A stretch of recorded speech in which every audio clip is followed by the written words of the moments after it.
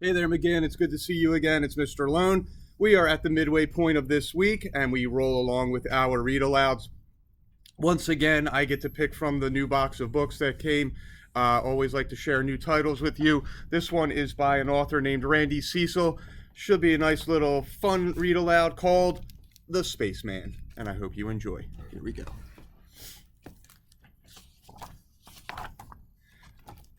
I must confess, at first glance, I thought this a rather ordinary planet. I've seen my share of planets. It's my job. I collect soil samples. I label the soil samples, and I file the soil samples. Then I move on to the next planet, and the next. But once, in a very rare while, one encounters something special, something that causes one to forget about all soil samples and labeling and filing. It was during a moment such as this that my ship was stolen.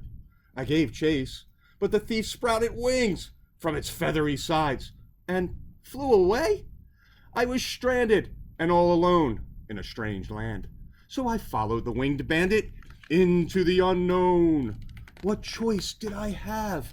I was frightened, to be sure, but oh, the plant life. One fascinating specimen after another lined my path, drawing me onward. I was admiring one such specimen when a hideous beast, all covered in fur, leaped from the darkness and stuck out its tongue. I fled with all my might.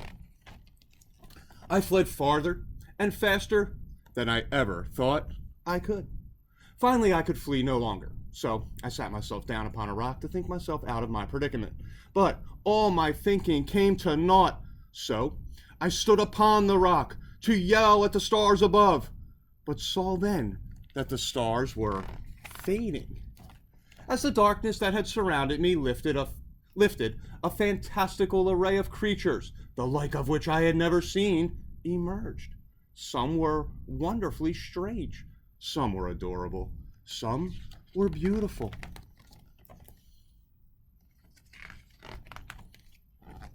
Yes, it was indeed quite beautiful here.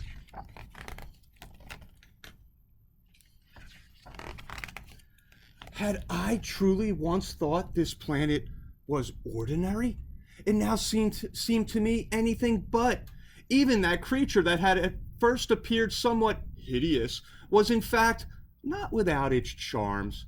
A little unrefined, perhaps, but charming nonetheless. What a surprise it was to hear myself laughing, to find myself playing. What a joy to simply sit together enjoying the gentle breeze. But then again, one does have one's responsibilities. If I were to recover my spaceship, I could resume those responsibilities. And if I were to recover my spaceship, I could fly away to the next planet and the next. But what if my spaceship were to disappear, never to be seen again?